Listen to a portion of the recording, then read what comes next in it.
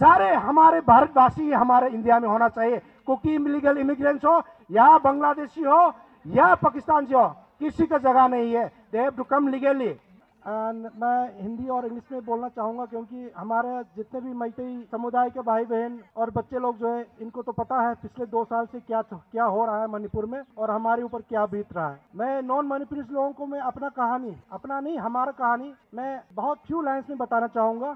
मैं हमेशा अपने आप को एक भारत का अच्छा नागरिक समझता रहा and I am proud to be an Indian. But जैसे अनिल जी ने कहा था कि मैं after serving so many years in Indian Air Force, sacrificing the comfort of life in serving the nation, और हमारे मैतेई समुदाय जो सफर कर रहा है इसमें भारत सरकार या पॉलिसीज है उसको देख के बहुत निराश हुआ था। तो मैं इस संघर्ष में मैं भी सामने आके मैतेई समुदाय के साथ लड़ने लग गया था। और मैं कुछ चंद 1-2 महीने में जो हुई घटना जो है मैं आप सबके सामने मैं कुछ घटनाएं रखना चाहूंगा। 11 अक्टूबर को 3 मैतेई का यूथ को किडनैप किया गया था। आउट ऑफ दिस 3 एक को तो छोड़ दिया था एंड ऐसे पता चला कि वो असम राइफल्स के कुछ एग्जाम देने के लिए फिजिकल टेस्ट के लिए गए थे और उनमें अनफॉर्चुनेटली एक बफर जोन क्रिएट किया गया। अपने भारत के अंदर ही एक बाउंड्री क्रिएट किया गया भारत सरकार के द्वारा, सिक्योरिटी फोर्सेस से इम्पोज कराया गया। वो उस बफर जोन को लाइन तो है ही नहीं कई जगह पे, तो बच्चे लोग चले गए और कुकी लोग ने उसको पकड़ के किडनैप किया और they have been exchange with 11 criminals staying in the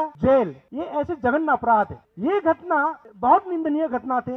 ये 11 अक्टूबर को हुआ था। उसके बाद हम पिछले 2 साल से, तकरीबन 2 साल से NH-37 और NH-2 जो है हमारा लाइफलाइन है, उसके ऊपर मैतेई को जाने का कोई हक नहीं है। ऑन पेपर हम जा सकता है, भारत का संविधान कहता है हम कहीं पे भी जा सकता है, लेकिन हमारे मणिपुर में अपनी जमीन में जो बफर जोन जो उसको क्रॉस नहीं कर सकता, हम अपने नेशनल हाईवे को नहीं जा सकता, तो हमको तो जीते जी कन्फाइन कर दिया ना, रॉन्गफुल कन्फाइनमेंट। और जाता है तो ये आप लोग ने सुना होगा मीडिया में, नहीं सुने तो आप गूगल में सर्च कीजिए। पिछले साल 19 जुलाई और इस साल 21 जुलाई को 2 बसेस, वो बस मैतेई को बिलोंग करते थे, CRPF को लेके आ रहे थे। कांगपोकी केयर की एक जगह है, this is about 25 kilometre from Imphal. वहां पे कुकी समुदाय ने सारे CRPF वालों को बस से उतार दिया गया और वो दोनों बस को जला दिया गया। ये 2 बार हुआ है। Security forces they kept seeing, वहां पे और भी सिक्योरिटी फोर्सेस थे, लेकिन सिर्फ वो बस मैतेई को बिलोंग करता है कि जलने दिया गया और मीडिया में it is shown as a restraint shown by the security forces. ये हमारा जान और माल का कोई कीमत नहीं है क्या? तो ये आप सबको जानना जरूरी है। जो मैतेई समाज और हमारे क्लोज सपोर्टर्स को तो पता ही है, लेकिन भारत में जितने भी हमारे सिटीजन है इनको पता नहीं है। मैं इनको ये बताना चाहता हूँ। और हाल ही में जीरीबा में अटैक हुआ था, कुकी टेररिस्ट, वो लोग कहते वॉलंटियर। अरे वॉलंटियर के पास कैसे ऑटोमेटिक वेपन्स कैसे आ गया? इनने 11 लोग, कितनी संख्या कितना है, पुलिस और CRPF को अटैक किया और CRPF और पुलिस ने रिटालिएट किया तो 11 लोग मारे गए थे और इनको बोलता है volunteers. How it can be volunteers? ये UAPA 1967 और भारतीय न्याय संहिता का सेक्शन 111 और UAPA का सेक्शन 15 इट डिफाइंस टेररिस्ट। ये बहुत लोग को जानते हो कि नहीं जानते, आप गूगल में सर्च कीजिए। It qualifies this terrorist to be declare as a terrorist. सारे इनने भी कितने काम किया है, सिविलियन को मारना, जो फार्मर्स, जो किसान, जो हार्वेस्टिंग करते समय गोली चला के मार दिया गया, और किडनैप करना और नेशनल हाईवे रोकना, ये सब टेररिस्ट के अंदर आता है। लेकिन इनको टेररिस्ट क्यों नहीं घोषित किया जाता है? ये आप लोग हमारी आवाज में आवाज मिलाइए और भारत सरकार को प्रेशर दीजिए। भारत के बड़े बड़े मंत्री लोग बोलते हैं जीरो टॉलरेंस फॉर टेररिज्म, और क्या हमारे मणिपुर में जो हो रहा है टेररिज्म वो टेररिस्ट नहीं है क्या? जीरो टेररिज्म है तो इनको भी खत्म कीजिए। हमारे पास एक्ट है, आइन है, लॉ है, इसको इस्तेमाल पे लाइए। मैं मैतेई टेररिस्ट और इंसर्जेंसी को सपोर्ट नहीं करता, लेकिन हमारे मैतेई समुदाय की आर्म्स ग्रुप है, इनको तो UAP 1967 के तहत बैन किया जाता है। ये मैं नहीं कर रहा हूँ, BN शर्मा नहीं कर रहा हूँ। आप MHA की एनुअल रिपोर्ट देखिए, नेट पे मिलता है, वहां पे लिखा है जितने भी मैतेई उग्रवादियां जो है they are banned under UAPA 1967. However, the Kuki Arms Group, they are not banned. And आपको आश्चर्य होगा, भारत सरकार ने इनको तनख्वाह दे के पाल के रखा है। ये आप लोग सवाल पूछिए, आपका और हमारा टैक्स जो है वो उसका कुछ पार्ट उन टेररिज्म के साथ इनको तनख्वाह देने में जाता है। और ये अगेन मैं नहीं कर रहा हूँ, again please refer to the annual report of MHA 21-22। उसमें लिखा है 74 crores have been given under the SRE scheme। ये चेक कीजिए, और 2022-23 में 24 करोड़ करीब दिया गया है। इनके कैम्प है, शू कैम्प, इनको भी मेंटेन करना भारत सरकार का है। ये कहां का न्याय है? कौन सी एग्रीमेंट है? भारत एक तरफ तो बोलता है जीरो टेररिज्म, पाकिस्तान को बोलता है you harbour terrorism. The Pakistan ने तो कभी मेरे ख्याल से कोई एग्रीमेंट नहीं किया, लीगल एग्रीमेंट।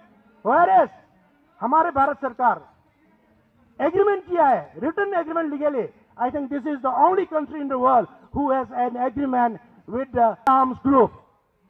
आप प्रेशराइज कीजिए, इसको बंद कराइए, सस्पेंशन ऑफ ऑपरेशन इसको रद्द कराइए। आप लोग प्रेशर देंगे तो हो जाएगा। और इनके ऊपर जो 6,000 रुपया प्रति माह एक एक आतंकवादी के हाथ पे जा रहे हैं उसको रोकिए। और इनको कैंप को मेंटेन करने के लिए जो करोड़ों रुपया जाता है इनको भी रोकने के लिए आप लोग आवाज उठा सकते हैं। ये मैं कहना चाहता हूँ। आप लोग प्रेशर देंगे तो जरूर हो सकता है, क्योंकि हम मैतेई समाज का हम लोग ने तो बहुत प्रोटेस्ट किया, मणिपुर में भी बहुत ही जाने गए। हम तो सफर कर रहे हैं, हमारे भाई बहन है, बच्चे माता, हम लोग कन्फाइन है, इम्फाल वैली में कन्फाइन है, हम लोग नहीं जा सकते, 25 किलोमीटर अक्रॉस नहीं जा सकते। पहाड़ से थोड़ा नीचे आते ही बफर जोन आता है। और there are more than 60,000 arm force personnel including CRPF and Assam Rifles, और मणिपुर पुलिस का तकरीबन 50,000 है।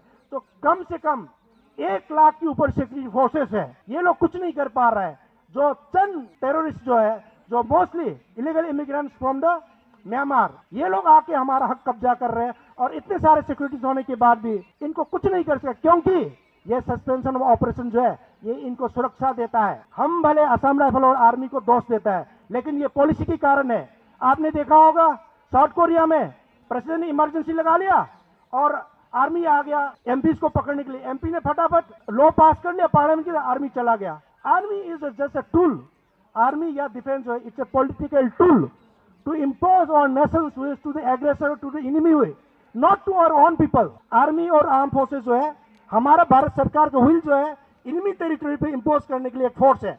बट यहाँ मणिपुर में इस टूल को इस्तेमाल किया गया है, ये हमें मंजूर नहीं है। और आप लोग इसके ऊपर आवाज उठाइए। और एक और बहुत दुख की बात है, मैं आर्मी चीफ को ब्लेम तो नहीं करता, लेकिन पॉलिटिकल लीडर्स ने इनको यूज किया गया एज ए पॉलिटिकल टूल। और इन्हें एक इंटरव्यू में कहा था कि जो म्यांमार से इलीगल इमिग्रेंट्स आ रहे हैं they are unarmed and Myanmar में प्रॉब्लम चल रहा है तो भारत शांति है, इसलिए भारत में शांति एरिया पे आ रहा है, इनको हम खाना देंगे, रहने के लिए घर देंगे और बाकी सपोर्ट देंगे। क्यों इनको क्यों देंगे, इनको क्यों वेलकम करेंगे? अगर इनको वेलकम किया तो बांग्लादेश को क्यों मना कर रहा है या पाकिस्तान से क्यों मना कर रहा है? एक ही पॉलिसी होना चाहिए। हम भी नहीं चाहते कोई भी बाहर देश का आदमी इंसान जो है यहाँ पे आ जाए। और सारे हमारे भारतवासी हमारे इंडिया में होना चाहिए, क्योंकि इलीगल इमिग्रेंट्स हो या बांग्लादेशी हो या पाकिस्तान से हो, किसी का जगह नहीं है। They have to come legally. मैं ये कह के सबका ज्यादा समय नहीं लूंगा। और ये हमारे परेशानी जो है ये खत्म कर सकता है।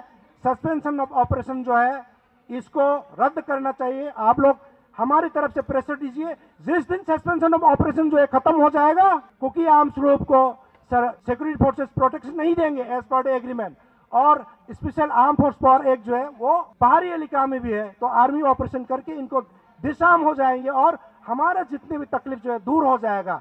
यही हमारा मांग है। सस्पेंशन ऑफ ऑपरेशन जो है इसको रद्द करो और कुकी टेररिस्ट को सख्त से सख्त सजा देना चाहिए, इनके ऊपर ऑपरेशन होना चाहिए। मैं यही करके ये अपना भाषण समाप्त करता हूँ। हिमालय भागना, हिमालय भागना, जय फौरे, हिमालय भागना, जय Faure. Thank you very much.